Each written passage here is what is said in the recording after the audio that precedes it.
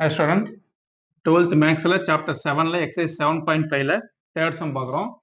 limit extension படி x divided by log x இதோட value என்னன்னு கேட்குறாங்க, கண்டுபிடிக்கலாம். இப்போ limit extension படி x by log x எழுதிங்க. இப்போ எக்ஸுக்கு பதிலாக என்ன அப்ளை பண்ண போறீங்க, இன்ஃபினிட்டின்னு அப்ளை பண்ண போறீங்க.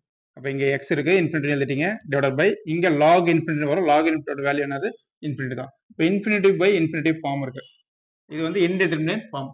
இப்போ இன்டிடெர்மினேட் ஃபார்ம் ஆச்சுன்னா என்ன அப்ளை பண்றோம்னா லோபித்தால் ரூலை அப்ளை பண்றோம், சரிங்களா? இப்போ லோபித்தால் ரூல், இப்போ லோபித்தால் ரூல் என்னன்னா நியூமரேட்டர் தனியாக டிஃபரன்ஸ் பண்ணணும், டினாமினேட்டர் தனியாக டிஃபரன்ஸ் பண்ணணும். இப்போ லிமிட் எழுதிங்க, x tends to infinity, x difference பண்றோம் நியூமரேட்டர், எக்ஸ் டிஃபரன்ஸ் பண்ணா 1 divided by log x difference பண்ணா 1 டிவைடட் பை எக்ஸ், சரிங்களா? எக்ஸ் டிஃபரன்ஸ் பண்ணா 1, லாக் எக்ஸ் டிஃபரன்ஸ் பண்ணா 1 பை எக்ஸ்.